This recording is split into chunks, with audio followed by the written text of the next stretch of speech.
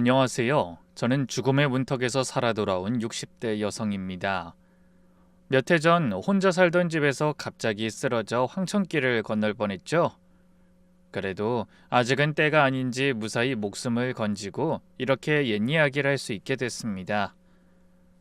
하지만 그 후유증으로 평생 남에게 손 벌리기 싫어서 악착같이 살아온 사람이 하루아침에 남의 도움 없인 화장실도 못 가는 신세가 되어버렸네요.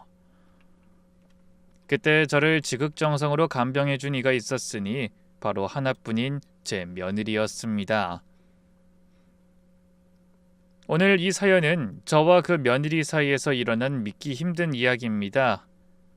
그럼 사람과 사람 사이의 믿음과 용서에 대해 보여줄 놀라운 이야기 지금 바로 시작해 보겠습니다. 저는 아직도 그날을 생생하게 기억합니다.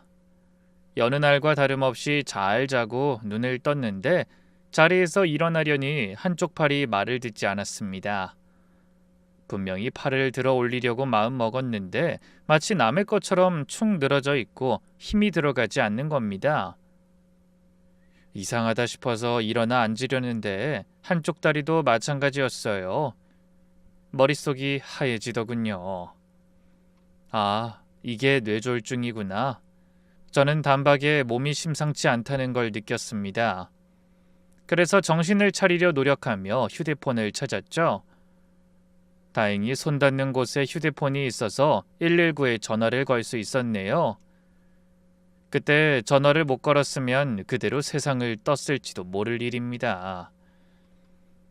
간신히 전화를 걸고 나서 전 그대로 정신을 잃었습니다. 남편 일찍 잃고 평생 혼자 악착같이 살아왔는데 결국 혼자 쓰러져서 구급차를 타고 실려가는 신세가 된 겁니다. 얼마 후 병원에서 정신을 차려보니 외아들 경호대회가 와 있었습니다. 제가 응급수술을 받은 모양인지 회사에 출근하려다 보호자가 필요하다는 연락을 받고 지방에서 단숨에 올라왔다더라고요. 아들 얼굴을 보니까 그제야 눈물이 났습니다. 경호가 제 손을 잡고 울먹이며 말했어요. 엄마, 이제 괜찮아. 걱정하지 마. 하지만 현실은 녹록지 않았습니다. 경호는 지방에 있는 회사에서 중요한 프로젝트를 맡고 있어 당장 서울로 올라올 수 있는 형편이 아니었죠.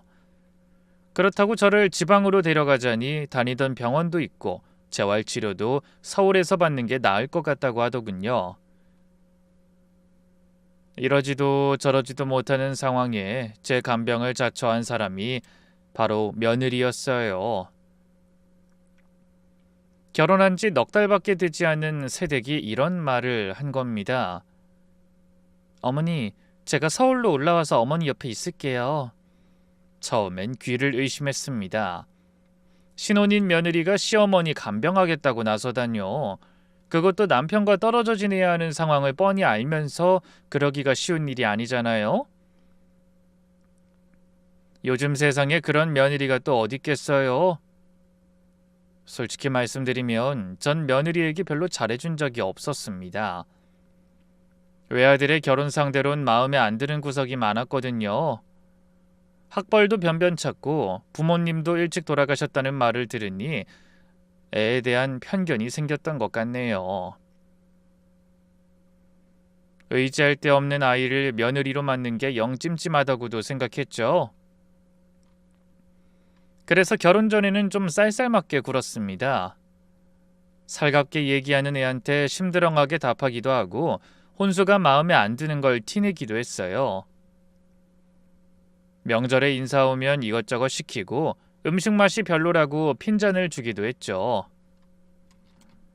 지금 생각하면 부끄러운 일입니다. 헌데 며느리가 그런 시어머니를 간병하겠다고 나서다니 전 솔직히 믿음이 가지 않았습니다. 그래서 한숨을 쉬며 며느리를 향해 말했어요. 영주야, 그게 쉬운 일이 아니야. 너희 아직 신혼인데 어떻게 날 간병한다는 거야? 그냥 내가 간병인을 쓰마. 믿을 만한 사람이나 좀 알아봐다오.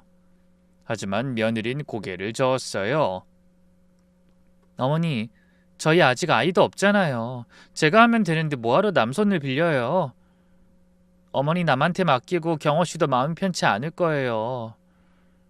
주말에는 경호 씨가 올라오면 되고요. 아들도 근심 어린 얼굴로 며느리의 말을 거들었어요. 그래요, 엄마. 영주 진심이야. 여기 오는 동안 자기가 엄마 모시겠다고 먼저 얘기하더라고. 나도 처음엔 말렸는데 엄마 며느리가 꼭 그러겠대. 아무 걱정하지 말고 우리 뜻에 따라줘요. 그렇게 해서 며느리가 서울로 올라와 저와 함께 살게 됐습니다. 아들 경화는 주말 부부가 된 거죠. 신혼부부가 떨어져 사는 게 어디 쉬운 일입니까? 그것도 다른 이유가 아니라 시어머니 간병 때문이라니. 저 때문에 아이들이 무리하는 것 같아 마음이 무거웠습니다. 하지만 정작 며느린 단 한 번도 힘든 내색을 하지 않고 매일 새벽에 일어나 제 아침을 준비했어요. 당시 저는 오른쪽 팔다리가 완전히 마비되어 혼자서는 아무것도 할 수 없었습니다. 숟가락 하나 들 수 없었고 화장실도 혼자 갈 수 없었죠. 60이 넘은 나이에 며느리 손에 이끌려 화장실에 가려니 얼마나 자괴감이 몰려왔는지 모릅니다. 샤워도 혼자 할 수 없고 머리 감는 것, 옷 갈아입는 것조차 며느리의 힘을 빌려야 했어요. 그런데 영주는 아무렇지 않게 그 모든 걸 해줬습니다. 얼굴 한번 찡그리지 않고 제 목욕을 도와주고 옷을 갈아입혀주고 식사 수발도 들어줬어요.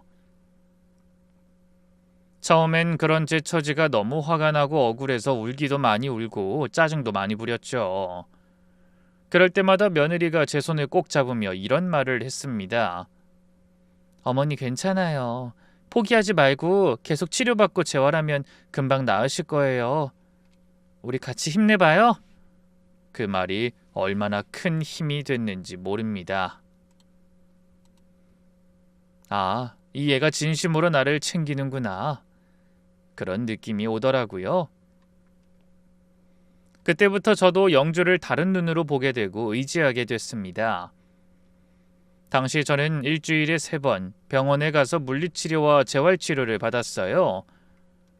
굳어버린 팔다리를 억지로 움직이는 게 얼마나 힘든지 겪어보지 않고는 모르실 거예요. 땀이 비 오듯 쏟아지고 너무 힘들어서 소리를 지른 적도 있습니다. 그때마다 영주가 옆에서 제 손을 잡아줬죠. 병원 가는 날이면 새벽부터 일어나서 저를 씻기고 옷 입히고 차에 태우고 직접 운전해 병원까지 데려갔습니다. 치료 끝나면 다시 집으로 데려와 밥 먹이고 약 챙겨주고요. 어디 그뿐인가요? 저녁이면 잠자리를 챙겨주고 제 팔다리를 주물러주며 편히 잘 수 있도록 신경도 썼죠. 의사가 집에서도 꾸준히 마사지 해줘야 근육이 안 굳는다고 했거든요. 그래서 이마에 땀이 송골송골 맺히면서도 매일 1시간씩 제 팔다리를 주무르고 관절 굽혔다가 펴기를 반복해 줬습니다. 그 손길과 마음이 얼마나 따뜻한지 절로 가슴이 먹먹해지더군요. 그렇게 석 달이 지나니까 손에 힘이 조금씩 들어오기 시작했습니다. 6달이 지나니까 혼자 숟가락도 들 수 있게 됐죠. 1년이 지나니까 지팡이를 짚고 걸을 수 있게 됐어요. 기적 같은 일이었습니다. 의사도 놀라더라고요. 보통 이 정도 마비 환자는 회복이 쉽지 않거든요. 근데 정말 잘하고 계시네요. 며느님 정성이 보통 아니더니 두 분 다 의지가 대단하세요. 그 모든 게 다 며느리 덕분이었습니다. 그러다 2년이 지나니까 거의 몸이 정상으로 돌아왔어요. 아직 왼쪽에 비하면 오른쪽 팔다리가 좀 뻣뻣하고 힘이 덜 들어가긴 했지만 일상생활엔 전혀 지장이 없을 정도로 회복됐네요. 혼자 밥도 먹고 화장실도 가고 짧은 거리는 지팡이만 있으면 어렵지 않게 걸어다닐 수 있게 된 겁니다. 휠체어 없이 2발로 걸어다니게 된 것만도 너무나 감사하고 믿기지 않는 일이었죠. 그때부터 저는 영주를 진심으로 딸처럼 여기기 시작했습니다. 생각해보세요. 친딸도 하기 힘든 일을 며느리가 2년이나 해준 겁니다. 그것도 다시 없을 젊은 나이에 신혼인 남편과 떨어져 살면서요. 시어머니 목욕을 시켜주고 밥을 먹여주고 팔다리를 주물러주며 얼굴 한번 찡그린 적 없이요. 이런 며느리가 세상에 어디 있을까? 내가 무슨 복이 많아 영주 같은 며느리를 받나 몰라. 나도 정말 잘해줘야지. 그때 전 결심했습니다. 제가 가진 재산은 죽기 전에 전부 며느리한테 주자고요. 사실 저한텐 약간의 재산이 있었습니다. 남편이 젊어서 세상을 떠날 때 받은 보험금으로 강남에 작은 상가를 하나 사뒀거든요. 거기서 임대료가 매달 꼬박꼬박 들어와 노후에 생활하는 데 지장이 없었죠. 게다가 현금으로 모아둔 돈도 꽤 됐고요. 원래는 당연히 아들 이름으로 물려줄 생각이었는데 생각이 바뀐 겁니다. 줄 수 있는 건 뭐든 다 며느리한테 주고 싶더라고요. 뭐 아들이야 벌어먹고 살 능력 있지만 며느리는 시어머니 간병한다고 2년을 바쳤잖아요. 그러니 그 보답을 해줘야 한다고 생각했죠. 그러던 어느 날 그 사건이 일어났습니다. 평소처럼 저녁을 먹고 잠이 들었다가 화장실에 가려고 일어났어요. 헌데 복도 건너 며느리 방에서 이상한 소리가 들려왔습니다. 처음엔 영주가 혼잣말하거나 아들하고 전화통화를 하는 건가 싶었어요. 그런데 가만히 귀 기울여 보니 분명히 두 사람이 이야기하는 소리였습니다. 두런두런 낮은 목소리로 뭔가를 속삭이는 것 같더라고요. 당연히 화들짝 놀랐습니다. 그런 늦은 시간에 며느리 방에 누가 있다는 말이니까요. 아들 경호는 지방에 있고 시어머니 집으로 오밤중에 며느리 친구가 올 일도 없었죠. 혹시 내가 잘못 들은 건가 싶어서 다시 귀를 기울였습니다. 하지만 남자 목소리가 분명한 소리가 들려왔어요. 나이도 많지 않은 것 같더군요. 젊고 굵은 남자 목소리가 뭔가를 심각하게 이야기하고 있었습니다. 심장이 쿵쾅쿵쾅 뛰기 시작하며 설마 하는 생각이 머리를 스쳤습니다. 영주가 경호 몰래 남자를 만나는 건 아니겠지? 아휴, 아니야. 우리 며느리가 그럴 리 없어. 분명히 내가 뭘 잘못 들은 걸 거야.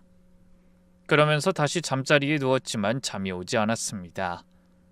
당장 달려가 며느리 방문을 열어젖히고 싶은 마음을 애써 누르며 새벽 내내 뒤척이다 아침이 됐어요. 하지만 영주는 평소와 다름없이 밝은 얼굴로 아침 인사를 건네더군요. 어머님 안녕히 주무셨어요? 아침 뭐 드실래요? 저는 최대한 아무렇지 않은 척 대답했습니다. 뭐 아무거나 먹자. 그런 제 말에 며느리가 잠깐 고민하는 것 같더니 부엌으로 가서 달그락거리더군요. 저는 그 뒷모습을 바라보며 지난밤 일을 떠올렸습니다. 내가 잘못 들은 거겠지. 나이 들면 귀도 어두워지고 헛것이 들리기도 한다잖아. 하지만 그날 밤에도 어김없이 같은 소리가 들리자 더는 그냥 넘어갈 수가 없더라고요. 그날도 비슷한 시간에 또다시 며느리의 방에서 두런두런 이야기하는 소리가 들린 겁니다. 이번엔 확실했어요. 제가 일부러 문에 귀를 바짝 붙이고 들어봤는데 분명히 젊은 남자 목소리였습니다. 심장이 미친 듯이 뛰고 손이 떨렸어요. 그래도 이번엔 그냥 넘어가지 않겠다는 생각으로 조심스럽게 문고리를 잡고 돌려봤네요. 근데 문이 열리지 않았습니다. 안에서 방문을 잠가 놓은 거죠. 저도 모르게 옅은 한숨이 터져 나왔습니다. 며느리는 2년간 한결같이 방문을 열어놓고 생활했어요. 제가 밤에 불편한 일이 생기면 언제든 들어올 수 있게 하려던 며느리의 배려였죠. 그런 아이가 갑자기 문을 잠그다니 뭔가 심상치 않은 일이 벌어지고 있는 게 확실했어요. 대체 그 남자가 누구길래 한밤중에 몰래 들어와 둘이 문을 꼭 걸어 잠그고 있는 건지 분노가 치밀어 오르더군요. 저는 다리에 힘이 풀려서 벽에 기대어 간신히 정신을 수습하고 비틀거리며 제 방으로 돌아왔습니다. 설마 그렇게 믿었던 며느리가 아들과 떨어져 사는 틈을 타 바람을 피우고 있는 걸까? 너무나 당황스럽고 기가 막히더군요. 맘 같아서는 당장 문 열라고 소리치고 싶었지만 막상 문을 열면 어떤 눈뜨고 보기 힘든 상황이 펼쳐져 있을지 몰라 덜컥 겁이 났어요. 그래서 아무것도 하지 못하고 한숨도 자지 못한 채 발만 동동 굴렀습니다. 아무리 냉정하게 생각하려 해도 배신감이 밀려와 눈물이 멈추지 않았어요. 눈을 감으면 며느리와 낯선 남자가 다정하게 속삭이는 장면이 떠올라 숨이 막히는 기분이었습니다. 2년 동안 진심으로 믿으며 재산을 다 주려고 마음먹었던 며느리가 아들과 제 눈을 속이고 바람을 피운다니, 악몽이라면 빨리 깨어나고 싶다고 간절하게 생각했죠. 결국 뜬 눈으로 밤을 보낸 저는 핏기 없는 얼굴로 며느리 앞에 섰습니다. 며느리는 여전히 평온한 모습으로 아침을 차리고 있었죠. 저는 그 얼굴을 똑바로 볼 수가 없어 고개를 푹 숙이고 넋이 나간 채 소파에 앉아 있었습니다. 영주가 걱정스러운 얼굴로 그런 저를 향해 묻더군요. 어머니 어디 편찮으세요? 안색이 안 좋으세요. 아니야, 잠을 좀 못 자서 그래. 신경 쓰지 말아라. 저는 퉁명스럽게 대답하고 고개를 돌려버렸습니다. 그날 저는 입맛이 없다며 아침도 거르고 한숨만 쉬다 방에 들어와 누웠어요. 그 와중에도 며느리의 행동을 하나하나 관찰하기 시작했죠. 낮에 보는 영주는 평소와 똑같았습니다. 제 끼니를 챙기고 병원에 데려가고 집안일을 하고요. 평소처럼 표정도 밝고 말투도 다정했어요. 겉으로 보기에는 아무 문제도 달라진 것도 없어 보였습니다. 하지만 밤만 되면 얘기가 달라졌어요. 매일 새벽이면 영주방에서 남자 목소리가 들렸습니다. 두런두런 이야기하는 소리, 가끔 들리는 한숨 소리, 그리고 문은 항상 잠겨 있었죠. 저는 며칠 밤을 잠도 못 자며 며느리 방에 남자가 드나든다는 사실을 확인했습니다. 믿는 도끼에 발등 찍힌다는 말이 이런 거구나. 그 순간 지방에서 혼자 고생하고 있는 아들 생각이 나서 또 울컥했어요. 불쌍한 내 아들. 마누라 믿고 주말 부부를 하고 있는데 그 마누라가 서울에서 밤마다 집으로 외간 남자를 불러들인다는 사실은 꿈에도 모르겠죠? 아들에게 이 사실을 어떻게 말해야 하나 고민이 됐습니다. 아무리 고통스러워도 이렇게 중대한 사실을 말하지 않을 순 없었죠. 하지만 무엇보다 중요한 건 확실한 증거를 잡는 일이었어요. 괜히 증거도 없이 말했다가 영주가 아니라고 딱 잡아떼기라도 하면 저만 나쁜 시어머니가 되는 거니까요. 그래서 며칠을 고민하다가 전 결국 조카를 불렀습니다. 친정동생 막내 아들인데 공대를 다녀 이것저것 기계를 잘 다루는 아이였죠. 그 조카에게 대충 둘러대고 도움을 요청했어요. 태민아, 이모가 부탁할 게 있어. 너 그거 알지? 작은 카메라 같은 거. 그거 좀 구해다 줄 수 있어? 조카가 의아한 목소리로 물었어요. CCTV요? 어디다 쓰시게요, 이모? 그냥 여자들만 사니까 좀 불안해서. 네가 구해와서 설치해 줄 수 있지? 조카가 잠깐 망설이더니 알겠다고 했습니다. 그러고는 다음 날 손바닥만한 소형 카메라를 가지고 집으로 찾아왔어요. 그날 며느리가 예전 회사 동료들과 점심 약속하는 소리를 듣고 일부러 그 시간에 맞춰 와달라고 부탁했죠. 그래서 영주가 외출한 사이 조카와 함께 영주방에 카메라를 설치했습니다. 밤에 남자가 오면 항상 잠겨있던 방문이 다행히 낮엔 열려 있더라고요. 책장 위에 놓인 책들 사이에 숨겨놓으니 전혀 티가 나지 않았습니다. 조카가 제 휴대폰에 카메라 영상을 확인할 수 있는 프로그램을 깔아주며 사용법도 알려줬죠. 이모, 여기 누르면 실시간으로 카메라에 찍히는 화면 볼 수 있고요. 녹화도 돼요. 그래? 아유, 세상 참 좋아졌구나. 아유, 화질도 좋네. 고맙다. 그렇게 인사하고 용돈을 쥐어준 뒤 조카를 보냈습니다. 그리고 휴대폰을 꼭 쥐고 밤이 되기를 기다렸어요. 외출해서 돌아온 며느린 그날도 아무렇지 않게 저녁을 준비하고 제 팔다리를 주물러 줬습니다. 2년이 넘으면 지겨울 법도 한데 그런 티 하나 내지 않으며 참 성실하긴 했어요. 그런 아이라 한편으론 더 배신감이 들었습니다. 대체 머릿속에 무슨 마음을 먹고 있는지 모르겠더라고요. 그런 일이 있기 전까지 순수하게만 보이던 며느리의 미소 뒤에 제가 모르는 꿍꿍이가 있는 건 아닐까 의심스럽기도 했죠.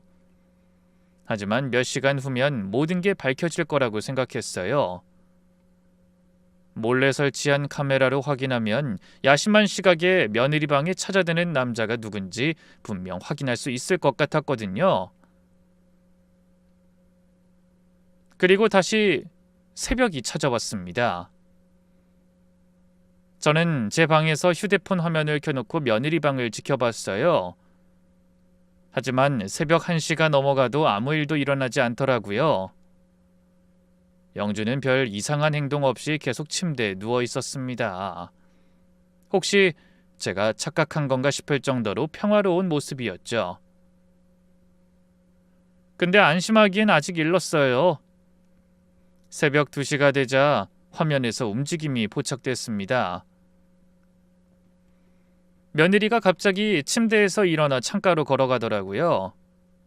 그러더니 창문을 활짝 열고 밖을 내다보며 두리번거렸어요.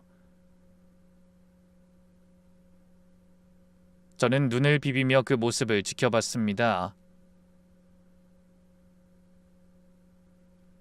제가 뭐 하는 거지?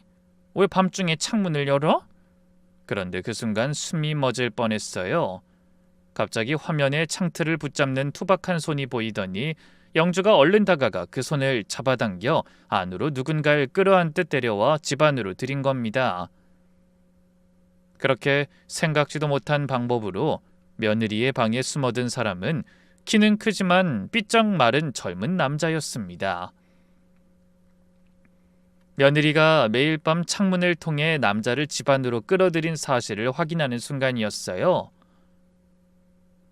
당연히 저는 기겁할 수밖에 없었습니다. 세상에나, 어떻게 창문으로... 그런데 놀랄 일은 거기서 끝이 아니었어요. 화면 속 남자는 큰 키에 비해 상당히 마르고 뭔가 비실거리는 느낌이었지만 팔에는 문신이 가득했습니다. 얼굴은 어두워서 자세히 보이지 않았지만 상처가 많아 얼핏 봐도 꽤나 험상궂어 보였죠. 며느린 창문을 통해 방으로 들어온 그 남자에게 뭔가를 건네주고 있었어요.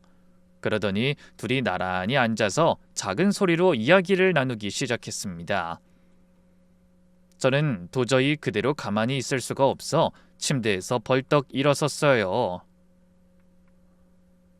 하지만 어떻게 해야 할지 모르겠더라고요. 당장 며느리 방으로 쳐들어갈까 생각하니 그런 험악하게 생긴 남자가 있는데 제가 혼자 덤비다 무슨 일을 당할지 몰라 위험할 수도 있겠더라고요. 그래서 고민 끝에 허둥지둥 외투를 걸치고 방에서 나와 살금살금 현관으로 걸어갔어요. 그리고 조심스럽게 문을 연 뒤 도망치듯 밖으로 나왔습니다. 버젓이 시어머니와 같이 사는 집에 낯설고 불량한 남자를 끌어들이다니 며느리가 도대체 무슨 배짱인지 모르겠더군요. 잠시 후 밖으로 나온 저는 택시를 잡아 타고 망설임 없이 경찰서로 향했습니다. 그리고 떨리는 목소리로 상황을 설명한 뒤 낯선 남자를 신고했어요. 저기 저희 집에 지금 어떤 남자가 무단 침입했어요. 며느리 방 창문으로 들어왔는데 팔뚝에 문신 잔뜩 있고 험악하게 생긴 남자예요. 빨리 좀 잡아주세요. 제 말을 듣고 놀란 경찰들이 곧바로 출동했습니다. 저도 그 경찰차를 함께 타고 집으로 돌아왔죠. 어둠이 깔린 새벽, 저는 경찰관 2명과 함께 집 앞에 섰습니다.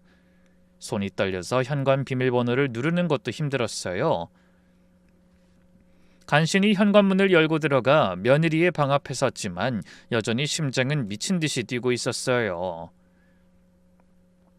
안에서 뭘 하는지 영주는 제가 집을 나가 경찰을 대동하고 나타나는 줄도 모른 채 남자와 얘기를 나누고 있었죠. 그때 서로 눈빛을 주고받은 경찰관이 드디어 방문을 두드렸습니다. 쿵쿵쿵. 저는 그 문 두드리는 소리에 이어 며느리를 불러봤어요. 영주야, 문 열어라, 나다. 그러자 안에서 갑자기 부스럭거리는 소리가 들리고 뭔가 당황한 것 같은 움직임이 느껴졌습니다. 하지만 방문은 열리지 않았죠. 저는 다시 침착하게 문을 두드리며 말했어요. 영주야, 얼른 문 열어라. 경찰 왔어. 안에서 아무리 허튼 짓 해도 소용없어. 그 남자 도망 못 간다고. 그러자 방 안이 잠시 고요해지더니 한참 만에 문이 열렸습니다. 문 앞에는 며느리가 창백한 얼굴로 서 있었어요. 그리고 그 뒤로 수염이 덥수룩한 채 팔에 문신이 가득하고 삐쩍 마른 남자 하나가 서 있었습니다. 헌데 밝은 곳에서 본 남자는 험악하다기보다 초췌해 보인다는 느낌이 더 들었어요. 날카로운 이목구비와 얼굴 곳곳에 남아있는 상처 때문에 멀리서 보면 무섭게 보였지만 가까이서 보니 그런 느낌보단 어딘가 병색이 짙어 보이는 얼굴이라 의외였죠. 저는 용기를 내 남자를 향해 소리쳤습니다. 당신 누구길래 남의 집에 함부로 드나드는 거야? 하지만 남자는 벌벌 떨며 아무 말도 하지 못했습니다. 그러자 이번엔 곁에서 이를 지켜보던 경찰이 남자에게 다가서며 물었죠. 신분증 있습니까? 이 집엔 어떻게 들어오셨죠? 하지만 남자는 겁에 질린 얼굴로 말없이 뒷걸음질 쳤습니다. 도망치려는 낌새가 느껴지는지 경찰이 남자의 팔을 붙잡으며 외쳤어요. 주거침입 혐의로 조사 좀 받으셔야겠습니다.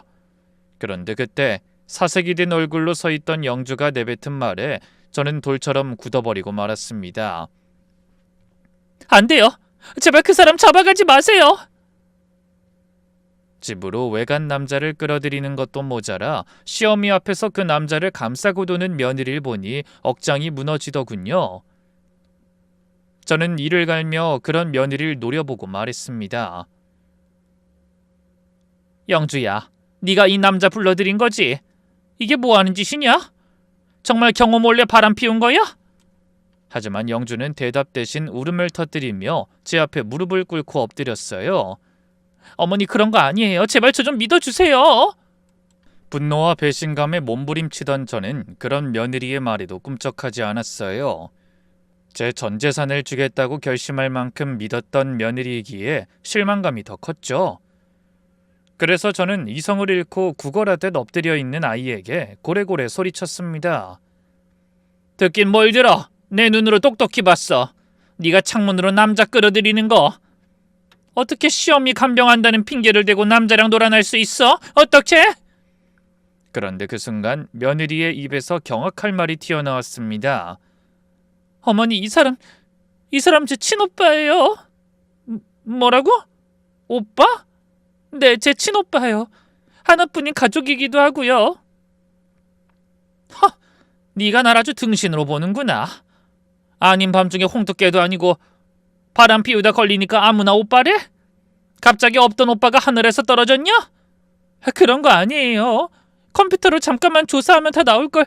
제가 뭐하러 거짓말하겠어요. 정말이에요. 뭔가 포기한 듯이 기운 빠진 며느리의 태도에 저는 할 말을 잃고 곁에 서 있던 경찰들도 움찔했어요. 하지만 그 말을 선뜻 믿어줄 순 없었습니다. 영주는 결혼할 때 분명히 가족이 없다고 했거든요. 부모님은 일찍 돌아가셨고 형제 자매도 없다고요. 그래서 결혼식 때 신부 측 하객이 너무 없어 저희 친척들이 신부 옆에 서서 사진을 찍어주기도 했죠. 근데 갑자기 영문모를 말을 내뱉으니 믿기지 않을 수밖에요. 너 무슨 소리냐? 분명히 부모님은 돌아가시고 다른 가족은 없다고 네 입으로 말했잖아. 그러자 며느리가 바닥에 엎드린 채 서글프게 흐느꼈습니다. 어깨가 다 들썩거리더군요. 경찰들도 더는 며느리와 남자를 몰아붙이지 못하고 어리둥절한 표정으로 서 있었어요. 그때 남자도 엎드려 있는 며느리 옆으로 다가가더니 무릎을 꿇고 앉아 고개를 푹 숙이며 이렇게 말했습니다. 사돈 어르신, 이런 모습으로 인사드리다니 정말 면목 없고 죄송합니다. 저 영주 오빠 최동철입니다. 뭐요? 그럼 당신이 정말 영주 친오빠란 말이에요? 그 말에 이번엔 며느리가 절 바라보며 천천히 고개를 끄덕였습니다. 화장기 없는 얼굴에 눈물 자국이 번져 있었죠. 네, 저랑 7살 터울 오빠예요. 어렸을 땐 저를 많이 예뻐해 줬어요. 자기가 먹고 싶은 것도 참아가며 양보하고 용돈도 쪼개서 나눠주고요. 그땐 정말 좋은 오빠였어요. 영주의 목소리가 격한 감정으로 떨려오는 게 느껴졌어요. 근데 오빠가 고등학교를 졸업할 무렵 변했어요. 아빠가 돌아가시면서 집안 형편이 어려워져 대학도 포기하고 돈을 벌어야 했거든요. 그때부터 질 나쁜 사람들이랑 어울리더니 버는 돈에 눈이 멀어서 도박에 빠지고 사기꾼들이랑 어울려 다니면서 사고를 쳤어요. 엄마가 아무리 말려도 소용없더라고요. 나중엔 돈을 벌어오긴커녕 엄마가 힘들게 파출부로 벌어오는 돈까지 도박판에 가져갔어요. 예상치 못한 며느리의 말에 저는 아무 말도 하지 못하고 계속 듣기만 했습니다. 그러다 교도소에도 갔어요. 엄만 어떻게든 정신을 차리게 하려고 어려운 형편에도 옥바라지하면서 노력했는데 오빤 조금도 달라지지 않았어요. 결국 10년 전에 사채까지 잔뜩 끌어쓰고 사라졌어요. 근데 오빠가 사라지니까 사채업자들이 엄마랑 저한테 찾아오기 시작하더라고요. 처음에 5천만 원이라는 원금에 이자가 붙더니 눈덩이처럼 불어나는데 엄마랑 전 감당이 안 됐죠. 영주의 눈에서 다시 눈물이 흘러내렸습니다. 돈을 못 갚으니까 그 사람들이 자꾸 찾아왔어요. 대문에 빨간 페인트를 뿌리고 창문에 돌 던지고 밤낮 없이 찾아와서 협박하고요. 근데 저희 엄마가 그걸 못 견디셨어요. 옛 기억을 떠올리던 며느리가 괴로운 듯 두 손으로 얼굴을 감쌌습니다. 매일 사채업자들한테 시달리던 엄마가 결국 쓰러지셨어요. 뇌출혈이었대요. 병원에 실려갔는데 일주일 만에 돌아가셨어요.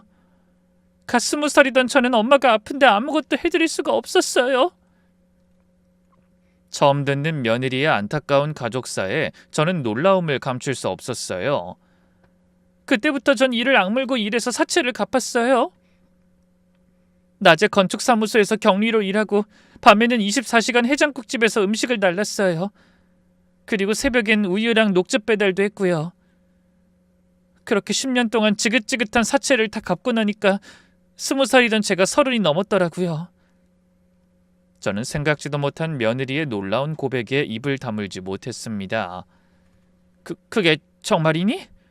네가 정말 그 빚을 10년 동안 다 갚은 거야? 네. 그동안 오빤 한 번도 나타나지 않았어요. 심지어 엄마가 돌아가셨을 때도 나타나지 않더라고요. 그래서 오빠가 죽은 거라고 생각했어요. 아니 설사 살아있다고 해도 저한테는 죽은 사람이라고 그렇게 생각하면서 살았어요. 엄마가 돌아가신 건 사채업자들 때문이지만 그런 일을 만든 건 오빠잖아요. 전 오빠를 평생 용서할 수 없을 것 같았어요. 그 말을 하던 영주가 고개를 들어 저를 바라봤습니다. 그러더니 손등으로 눈물을 한번 닦고 다시 고개를 숙였죠. 죄송해요, 어머니. 그래서 결혼할 때 가족이 없다고 한 거예요. 오빠가 있다고 하면 그 복잡한 가족사를 다 꺼내놓아야 할 것 같고 교도소 들락거리는 오빠가 있었다는 말도 도저히 못하겠더라고요. 근데 경호 씨랑 헤어지긴 싫었어요. 지친 저한테 처음으로 위로를 주는 사람이었거든요. 저는 아무 말도 할 수 없었습니다. 영주가 왜 가족 이야기를 안 했는지, 왜 제가 친정 이야기를 물을 때마다 얼버무리며 피했는지 그제야 이해가 됐죠. 며느리의 말은 계속됐어요. 10년 동안 오빠 소식을 몰랐어요. 알고 싶지도 않았고요. 그런데 영주가 구석에 무릎 꿇고 말없이 눈물 흘리는 남자를 바라봤습니다. 남자는 여전히 고개를 숙인 채 아무 말도 하지 않았어요. 석 달 전에 경찰서에서 연락이 왔어요. 오빠가 거리에서 쓰러진 채 발견됐대요. 신분증으로 조회해서 유일한 가족인 저한테 연락이 온 거예요. 며느리가 그 말을 꺼내자 눈물 흘리던 남자의 어깨가 격하게 흔들리는 게 보였습니다.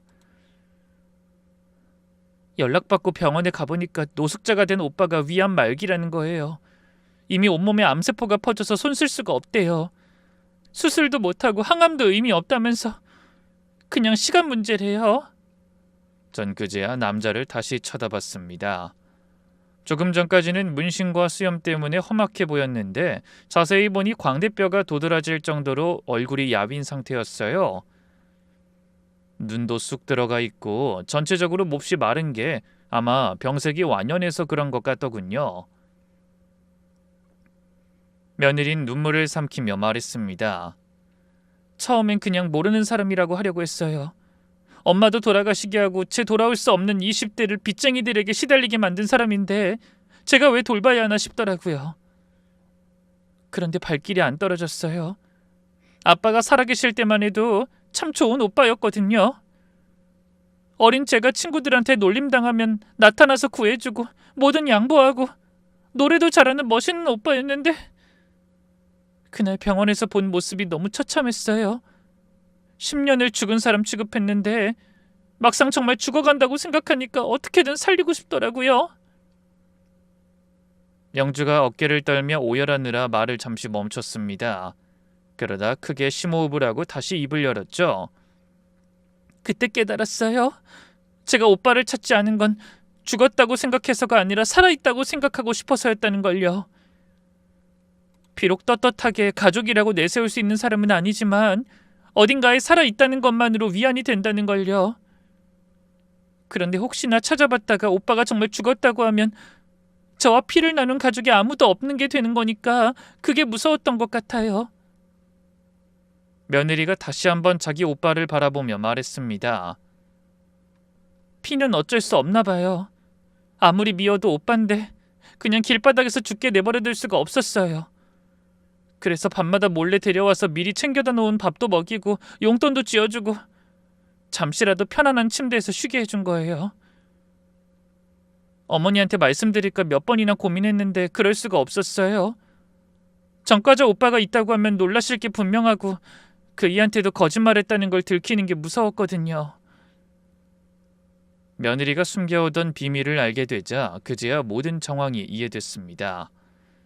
영주는 다시 절을 하듯 엎드리며 저에게 용서를 빌었어요. 정말 잘못했어요, 어머니. 하지만 오빠가 뭐 나쁜 짓 한 건 없어요.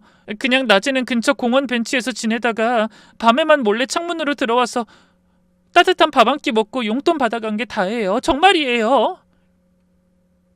그때 경찰들이 서로 눈짓을 나누더니 한 경찰이 조심스럽게 저를 향해 물었습니다. 저기 그러면 이 남자분은 어떻게 할까요? 무단 침입이 아니라 집주인 허락을 받고 들어온 거면 따로 조사할 게 없는 것 같은데. 그 말에 제가 고개를 끄덕였습니다. 네, 그런 것 같네요. 정말 죄송합니다. 바쁘신데. 괜히 바쁜 경찰들 시간만 뺏은 것 같아 미안하더군요. 아닙니다. 혹시 저희가 도와드릴 일이 있으면 언제든지 또 찾아오세요. 그럼 저희는 이만. 그렇게 경찰들이 돌아가고 나서 집안에는 무거운 침묵만 흘렀습니다. 영주가 여전히 바닥에 무릎을 꿇은 채 고개를 숙이고 말했어요. 어머니, 그동안 속여서 정말 죄송해요. 그이한테도 미안하고요. 근데 오빠가 정말 얼마 못 살아요. 2-3달이라고 했는데 벌써 3달이 지났거든요. 정말 하루가 다르게 기력이 없어지는 게 보여요. 그런 사람을, 세상에서 밥 한 끼 챙겨줄 사람이라곤 저밖에 없는 사람을 내칠 수가 없었어요. 머릿속이 너무 복잡하더군요. 틀림없이 바람을 피우는 거라고 생각했던 며느리에게 그렇게 엄청난 비밀이 있을 줄은 미처 생각도 못했습니다. 바람 피운 게 아니니 다행이라고 생각해야 할지, 거짓말한 걸 추궁하고 탓해야 할지 헷갈리더라고요. 그래서 저도 모르게 한숨을 쉬며 여전히 구석에 앉아있는 남자를 바라봤습니다. 남자가 천천히 고개를 들더니 움푹 꺼진 눈에 눈물을 가득 담고 중얼거리듯 말했어요. 죄송합니다, 사돈어른.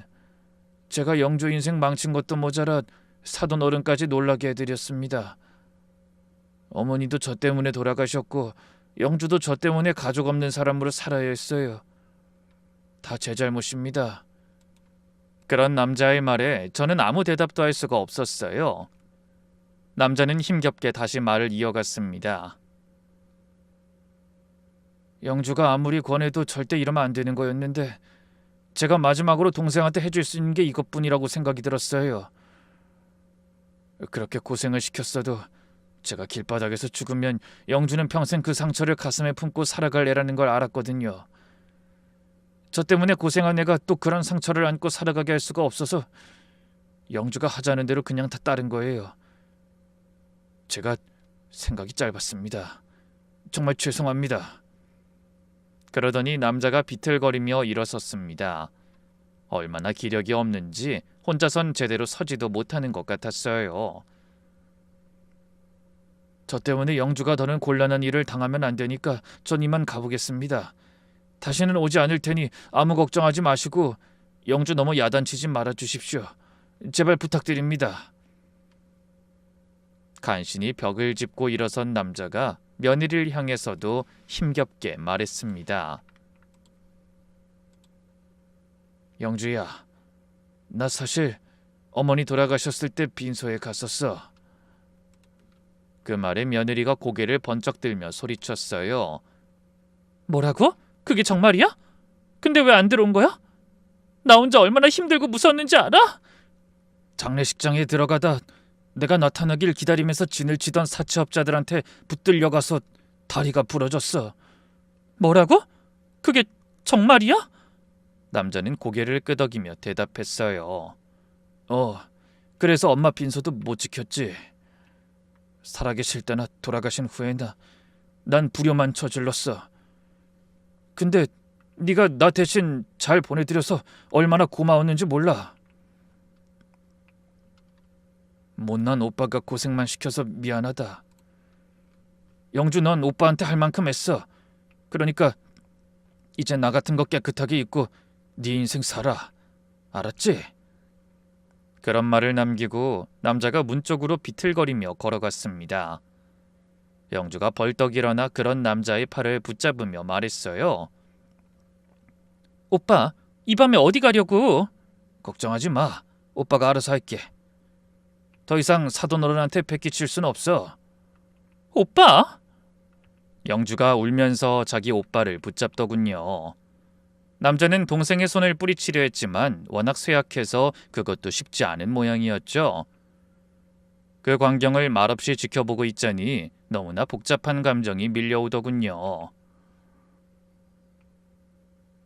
당혹감과 분노, 그리고 뭔가 알 수 없는 다른 감정들이 요동쳤어요. 그 남자가 밉기도 하면서 한편으로는 측은하기도 했네요. 그리고 그런 오빠를 차마 버리지 못하고 몰래 돌보는 며느리가 원망스럽기보다는 오히려 안쓰럽더군요. 맞아요. 영주는 그런 아이였습니다. 남편도 없는 집에서 시어미 손발이 돼주면서도 생색 한번 낼 줄 모르는 너무 착해서 가엾고 불쌍한 아이. 그런 애가 아무리 미운 오빠라도 피를 나눈 형제가 죽어가는데 못 본 척하기가 어디 쉬웠겠어요? 그래서 오빠를 거두며 제 눈치를 보느라 얼마나 힘들었을지 생각하니 저까지 눈물이 쏟아졌습니다. 저 불쌍한 아이에게 내가 지금 해줄 수 있는 게 뭘까? 젊은 나이에 자기 인생을 희생하면서 가족만 돌본 저 착한 애를 어떻게 해야 할까? 저는 먹먹한 가슴을 안고 울고 있는 며느리와 힘겹게 발걸음을 옮기려는 남자를 바라봤어요. 그리고 이내 마음을 결정한 뒤 벽에 기대어선 남자를 향해 걸어갔습니다. 저를 본 남자가 움찔하며 고개를 돌리는 게 보였어요. 아마 제가 뭐라고 호통이라도 칠 거라 생각한 것 같더군요.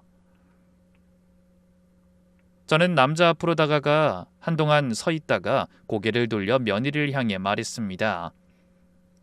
영주야, 넌 몸도 성치 않은 사람을 창문으로 들어오게 하면 어떡하니? 그러다 쓰러지면 어쩌려고? 다신 그러지 마라. 네, 죄송해요, 어머니.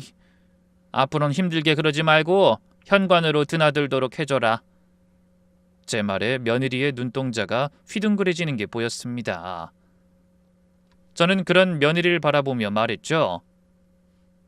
아, 왜 멀쩡한 현관문을 놔두고 그런 짓을 해? 그러니 괜한 오해나 사는 거 아니냐? 어머니, 그게 무슨 말씀이세요? 아니, 무슨 말은 앞으로 편하게 오가라는 거지. 아니, 아예 우리 작은 방을 내주는 게 좋겠다. 오빠 편하게 쉴 수 있도록 네가 잘 챙기고 식단에도 신경 좀 쓰거라. 제 말을 들은 며느린 우느라 제대로 말을 잇지 못했고 사돈은 손사래를 치며 거절했습니다. 하지만 전 그런 사돈을 향해 엄한 표정으로 말했죠. 어허, 어른 성의를 무시하면 안 되는 거예요. 아무리 사돈이라도 내가 동생 시어머니면 사돈한테는 부모뻘이잖아요. 어른 말 들어서 나쁠 거 없으니 앞으로는 여기서 편하게 지내도록 해요. 더는 내 며느리 마음 아프게 하지 말고요. 그동안 영주한테 죄 지은 거 미안하면 이렇게라도 보답해야죠. 지금 이대로 나가면 내 며느리가 얼마나 가슴 아파할지 누구보다 잘 알고 있죠? 그 말에 눈동자가 흔들리던 남자는 결국 바닥에 주저앉아 또 한참이나 눈물을 흘렸습니다. 며느리도 그런 자신의 오빠에게 다가가 손을 맞잡고 함께 울었죠. 저도 눈물이 멈추지 않아 혼났네요. 그날 이후로 사돈은 제가 내준 방에서 살며 당당하게 현관문을 오갈 수 있게 되었습니다. 원래 창고처럼 쓰던 작은 방을 깨끗하게 치우고 이불을 깔아 편하게 쉴 수 있게 한 거죠.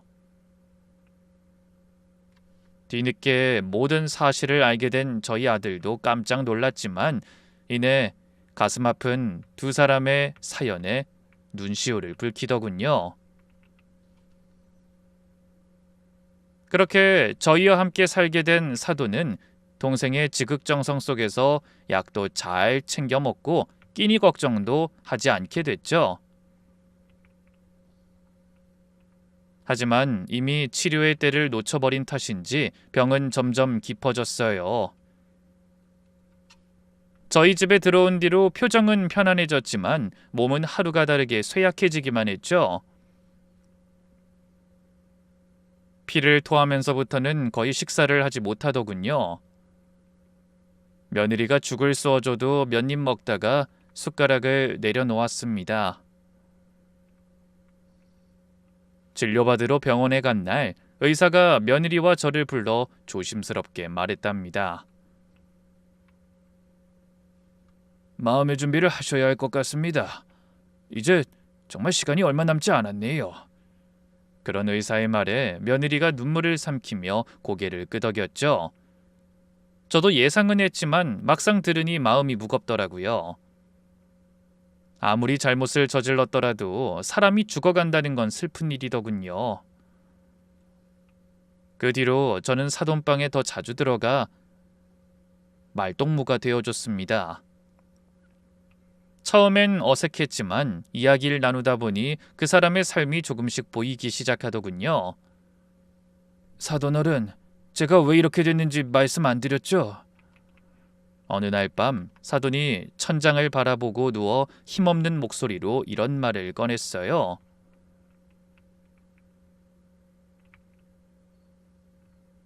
아버지가 돌아가시고 나자 집안의 기둥이 무너진 것 같았어요.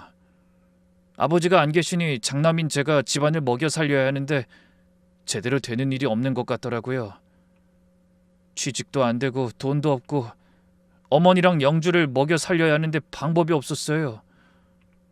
거기까지 말하다 말고 사돈이 쓴웃음을 지었습니다. 그때 친구가 도박을 가르쳐줬어요. 딱 한 번만 제대로 하면 다 해결된다고요. 그래서 한두 번 발을 들이다 그나마 아버지가 남겨주신 집까지 다 날려먹었어요. 정말 바보 같았죠. 도박판에서는 돈을 딸 수가 없는 건데 잃으면 또 하고 또 잃으면 빌려서 또 하고 그러다가 사채까지 손댄 거예요. 사돈의 눈에 눈물이 고이더군요. 영주 말대로 어머니가 돌아가신 건 다 제 잘못이에요. 제가 빚을 안 졌으면 그 사람들이 안 찾아왔을 테고 어머니도 안 돌아가셨겠죠. 그래서 영주가 절 미워하기만 할 거라고 생각했어요.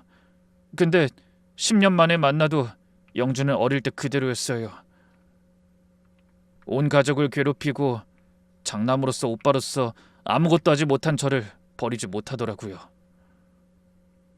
저는 아무 말도 하지 않았습니다. 위로의 말도 해줄 수가 없더라고요. 사돈 말대로 그건 분명 그 사람의 잘못이었으니까요. 헌데 힘겹게 숨을 몰아쉬던 사돈이 갑자기 제 손을 잡았어요. 앙상하게 뼈만 남은 손이 가늘게 떨리고 있더군요. 사돈 어른, 처음 보는 저한테 이렇게 방을 내주시고 밥을 챙겨주시고 정말 감사합니다.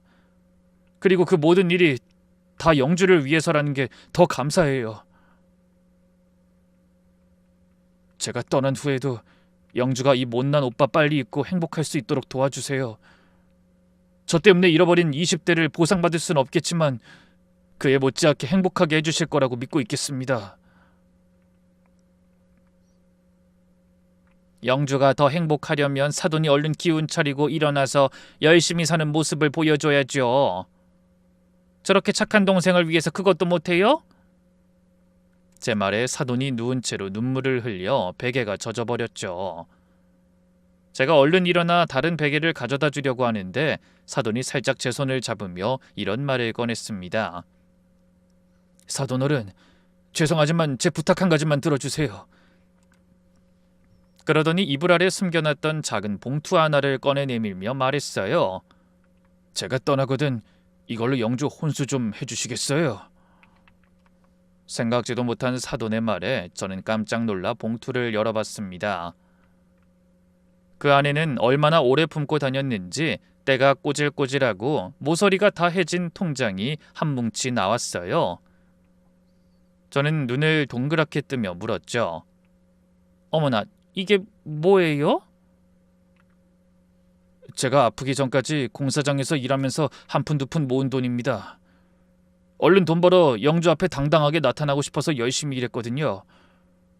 현장 숙소에서 쪽잠 자고 밥값 아끼려고 라면만 먹으면서 모은 돈입니다. 조금만 더 모아 꼭 제 손으로 영주 혼수를 해주고 싶었는데 갑자기 몸이 말을 안 듣더라고요. 세상에 1,500만 원이나. 아니 이걸 왜 영주한테 직접 주지 않고요? 제가 주면 영주는 그 돈을 절대 못 쓸 거예요. 그러니 사돈 어른이 직접 해주세요. 분명히 10년 동안 죽어라 제가 진 빚만 갚느라 애가 혼수도 제대로 못 해왔을 거예요. 그렇죠? 아니에요. 다 잘해왔어요. 그리고 영주처럼 싹싹한 애를 데려오는데 혼수가 뭐 필요한가요? 제 말에 사돈은 또 눈물을 글썽이며 말했습니다. 사돈 어른, 그렇게 말씀하실 줄 알았어요. 못나고 오빠 자격도 없는 인간이지만 그래도 이 말씀은 드리고 싶네요. 부모도 없고 가진 것도 없는 저희 영주 며느리로 받아주시고 아껴주셔서 정말 감사합니다. 영주가 사돈 어른 같은 분을 만나서 얼마나 다행인지 몰라요. 그러니 친정엄마 같은 마음으로 돌아가신 저희 엄마 대신 이 못난 오빠 대신 우리 영주 혼수 좀 마련해 주세요. 부탁드립니다. 그게 제 마지막 소원이자 부탁입니다. 그 돈 지키려고 입원도 하지 않고 거리에서 잠을 자면서도 버틴 거예요. 아니 그래도 어떻게 이 돈을 써요? 저한텐 처음이자 마지막으로 오빠 노릇할 기회 꼭 한 번만 주세요. 부탁드립니다. 저는 한참을 말없이 있다 고개를 끄덕였습니다. 금방이라도 눈물이 터질 것 같아 참느라 애를 먹었어요. 젊어서 교도소를 들락거리던 사돈은 자신 때문에 어머니가 돌아가시고 동생이 빚을 갚느라 고생하는 걸 숨어서 지켜보며 뒤늦게 마음을 고쳐먹은 모양이더군요.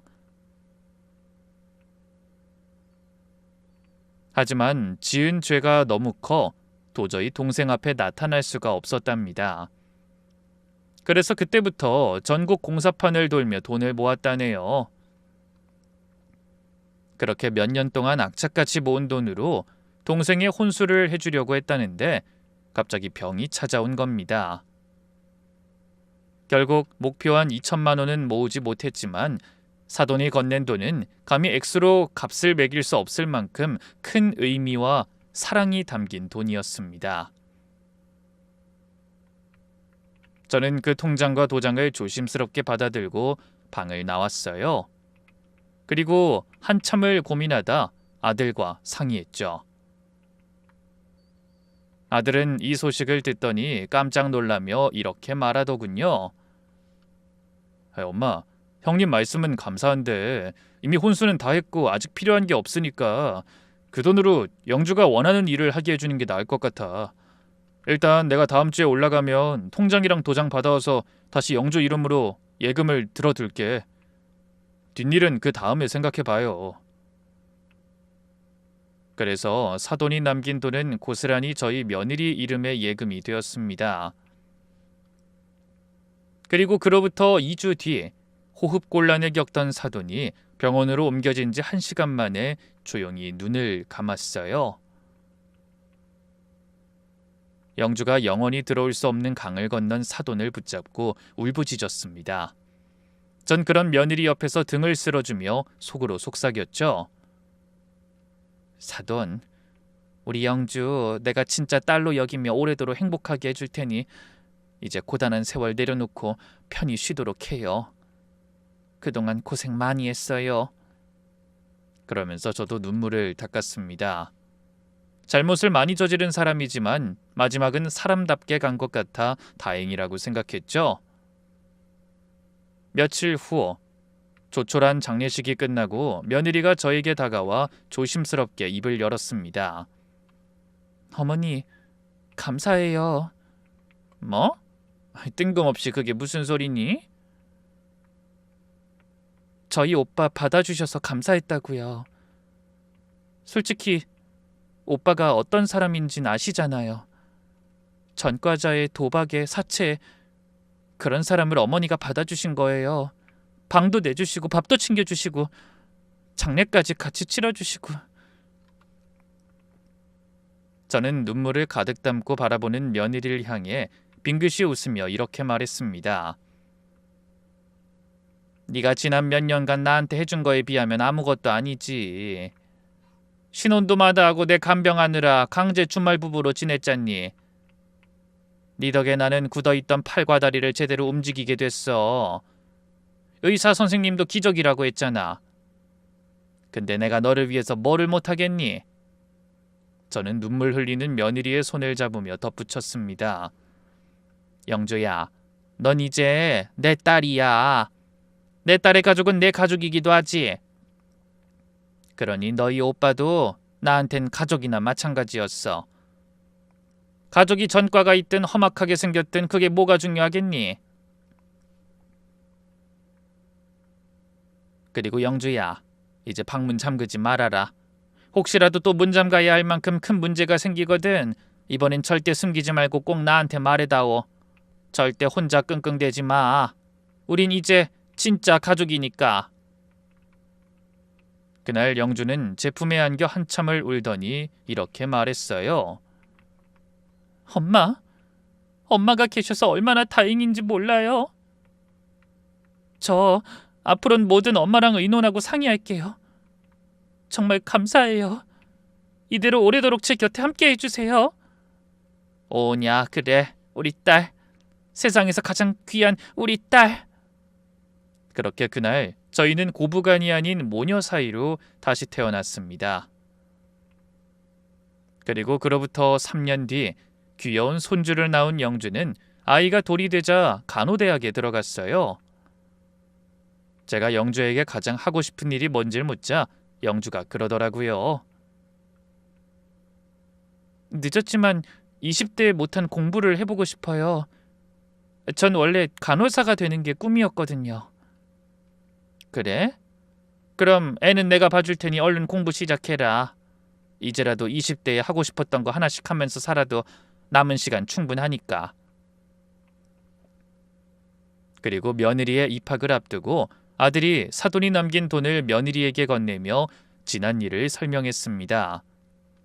당연히 며느린 만감이 교차하는 표정으로 눈물을 뚝뚝 흘렸죠. 결국 그 돈으로 며느린 대학 등록금을 내기로 결정했어요. 자신 때문에 동생의 잃어버린 세월을 가슴 아파하던 사돈이 하늘에서 이 소식을 듣고 기뻐했으면 좋겠다는 생각이 들더군요. 부디 여러분도 이런 제 며느리이자 귀한 딸의 새로운 시작을 응원해 주시겠어요? 그럼 사연을 함께 하신 여러분의 가정에 웃음과 건강이 가득하길 기원하며 저는 이만 물러가겠습니다. 행복하고 알찬 하루 보내세요. 감사합니다.